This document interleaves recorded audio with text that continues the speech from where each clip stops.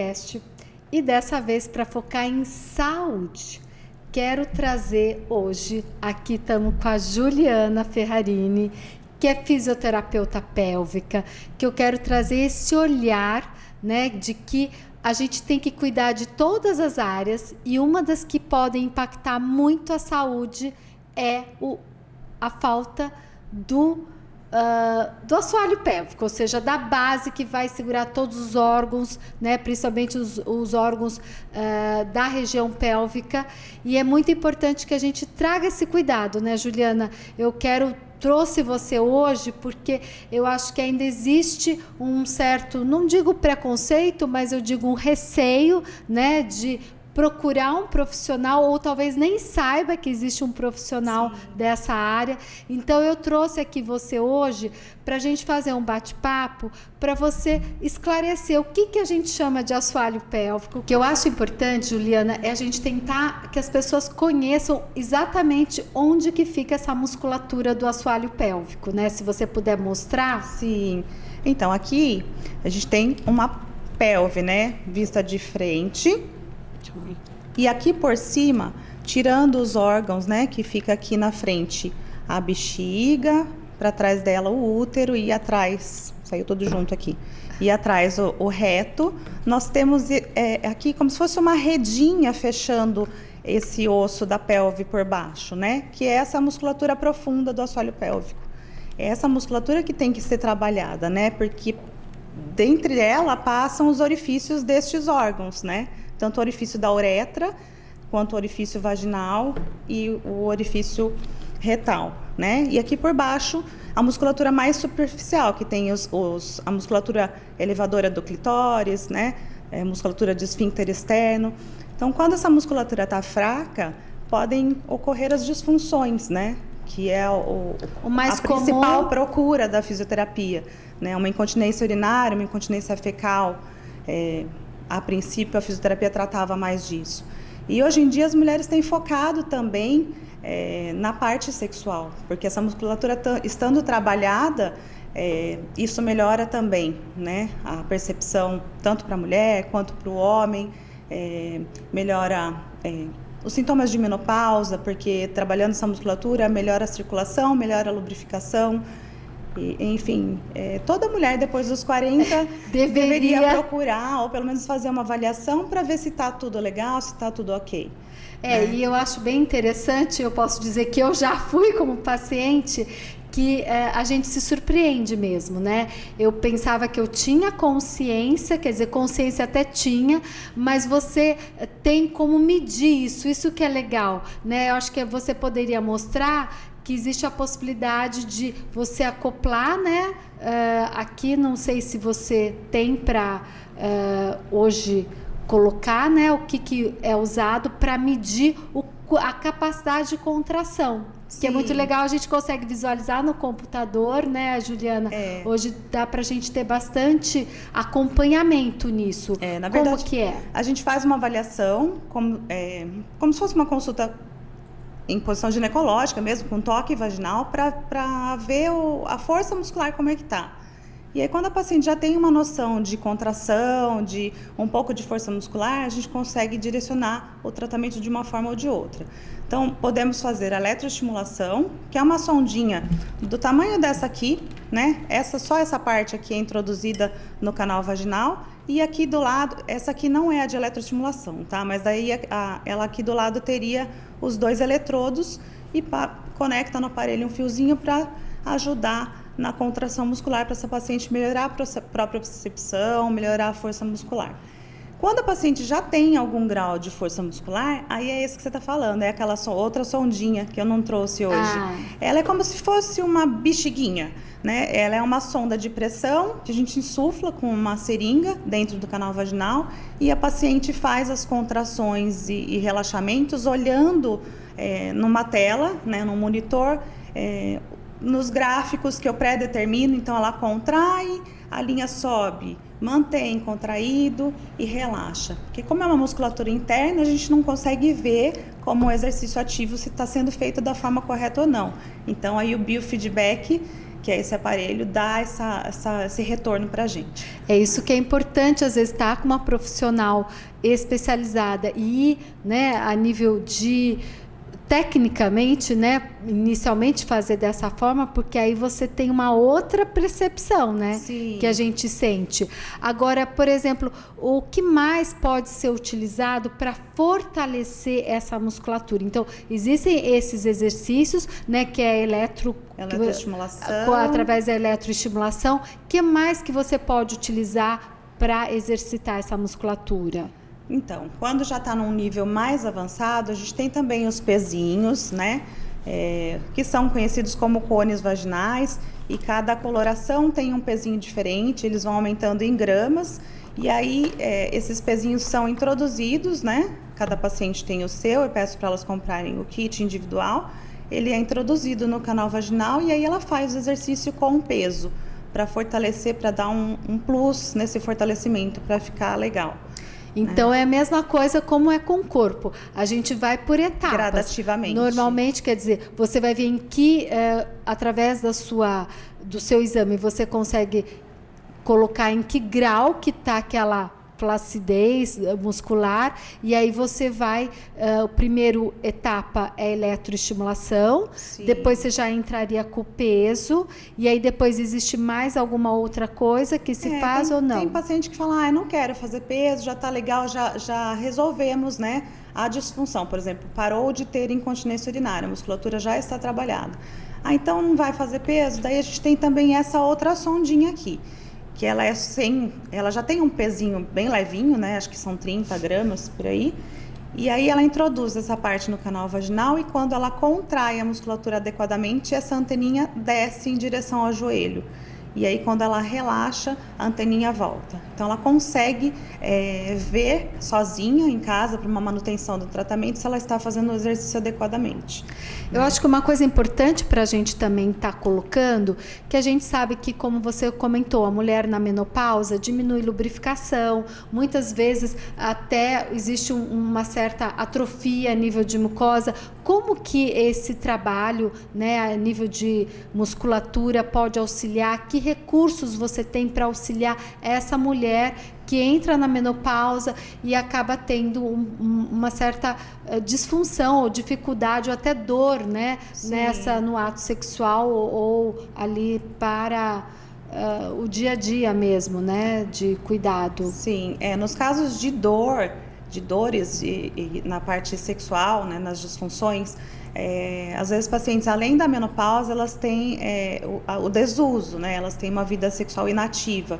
Então aí precisa começar a trabalhar todo o canal vaginal de novo, né? E aí a gente tem esses dilatadores, né? A gente trabalha com vibração na parte externa, porque a vibração melhora a circulação, acaba dando um pouco de lubrificação, e aí a gente utiliza com lubrificante um pouquinho, começa no dilatador mais fininho, até a paciente acostumar, ensina ela a fazer em casa, vai aumentando para outros dilatadores. O desuso também interfere, ou seja, a falta de movimento interfere na circulação, e aí vai quase que um círculo vicioso, né? Uma coisa vai prejudicando a outra. Dificuldade até de fazer um exame ginecológico, por exemplo, na hora de colocar o espéculo. Sim. E tem outras alternativas, de acordo com a possibilidade, com as indicações e contraindicações de paciente, né? Mas a radiofrequência, que ajuda a melhorar o colágeno ali, para melhorar essa atrofia, tanto interna quanto externa. E as pacientes hoje que te procuram, geralmente elas são encaminhadas por um profissional, seja ginecologista ou urologista, ou você acha que as mulheres hoje já têm essa consciência e já vão por conhecimento mesmo próprio? Como é que você vem sentindo isso? Tenho ficado feliz porque tem bastante mulheres mais jovens, assim, jovens como nós. Acho que como você.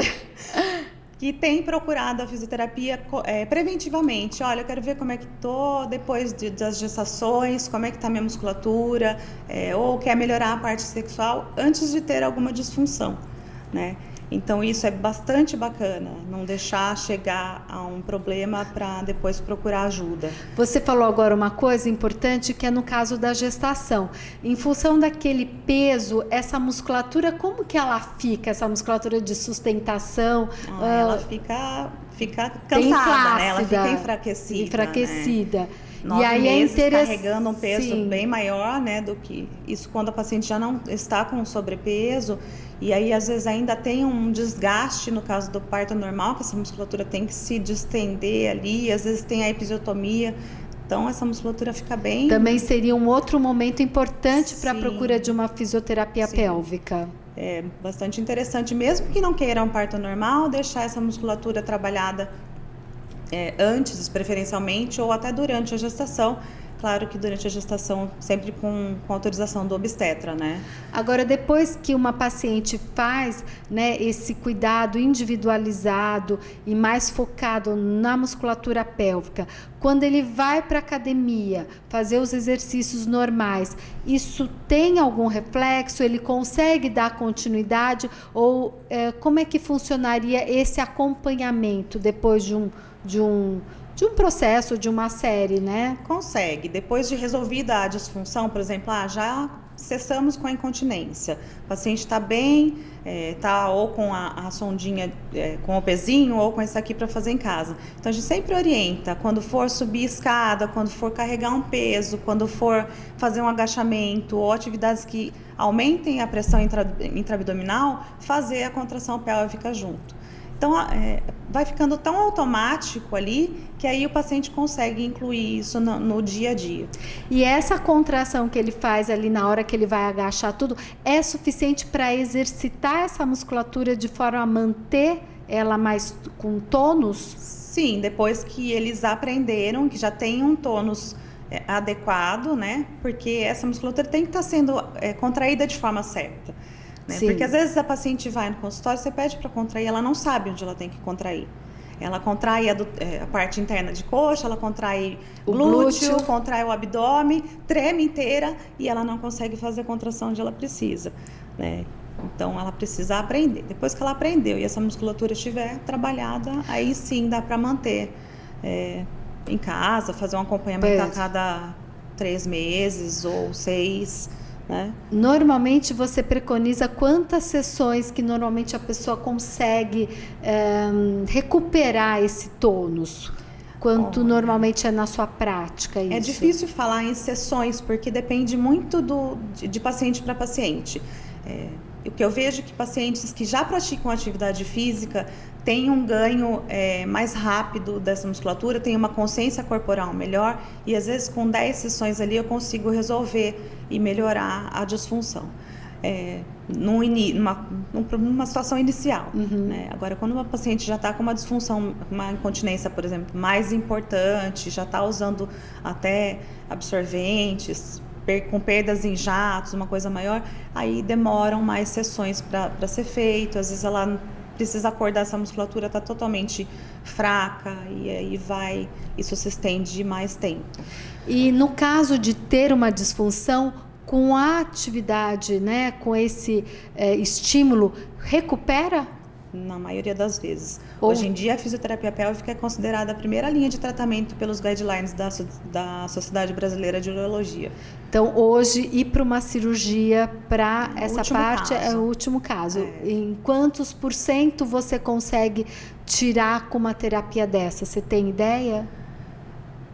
Quantos por cento, como assim, de recuperar a paciente? Isso, quantos por cento das pacientes que têm disfunção você conseguiria recuperar em média? Quando é só fraqueza muscular, a gente consegue recuperar super bem, 98, 99%. Agora, quando já tem um prolapso de órgãos, dependendo do grau de prolapso, a gente consegue melhorar a musculatura para que aquilo não piore, mas às vezes a gente não consegue elevar o órgão de volta para o lugar, porque daí tem frouxidão ligamentar dos órgãos também, às vezes precisa então, isso que cirurgicamente. Foi interessante você ter colocado, que muitas vezes não é só a disfunção, muitas vezes você vai ter o prolapso de órgãos, né? Sim. Que é bem desagradável também. Sim. Então, agora, para uma pessoa que não tem nenhuma disfunção ainda, quantas sessões normalmente ela vai precisar? Umas 5 a 10 sessões, se não tiver disfunção. Aprendeu a contrair, tá contraindo legal, já vai avançando o tratamento e eu dou alta. Eu já tive pacientes novas que foram lá para ver como é que tá. Falei, ó, não tem nada, tá tudo bem, mantém exercício em casa, né? Não tem disfunção, não precisa vir. Então, assim, eu sou bem clara e objetiva, não fico segurando o paciente à toa ali. Eu gosto de trazer, né, essa visão, porque eu acho que praticamente a gente nunca deu muita atenção ao assoalho pélvico, a esse estímulo, e hoje com a sobrevida maior, eu acho que tem que fazer parte do arsenal aí preventivo e que a gente deve, ou até de um check-up, fazer parte. Então, assim, quero te agradecer muito de você ter aqui trazido, né, o seu conhecimento e esse despertar mesmo para a gente trabalhar o assoalho pélvico. Legal. E a gente vê que é um processo, né? A gente vê que não é imediato, mas a gente tem que nem atividade física, né? Sim. Não quer dizer que vá lá e que a pessoa vá incorporar de imediato, mas tem que começar a abrir esse espaço se realmente quer ter qualidade de vida e saúde, né? Ainda existe muito pudor e muito desconhecimento, né? Sim. Já tive pacientes, inclusive, da área de saúde sofrendo com disfunções e que não eram encaminhadas para fisioterapia. E que melhoraram muito depois que fizeram. Então, as pessoas têm medo, vai usar sonda. Não quero usar sonda. Mas como que é essa sonda? Não é nada assustador, não é nada dolorido. A fisioterapia pélvica não é dolorida. Sim. É mais o desprendimento de estar ali numa posição e numa consulta quase que ginecológica, né? Sim. Mas precisa se cuidar. Mas aí eu acho que tem que focar realmente ao benefício. Sim. Então, olha, muito obrigada e eu espero assim que as pessoas ouvindo se despertem, se conscientizem e procurem esse cuidado que eu acho que faz parte de uma boa saúde. Com certeza. Obrigada. Obrigada a você.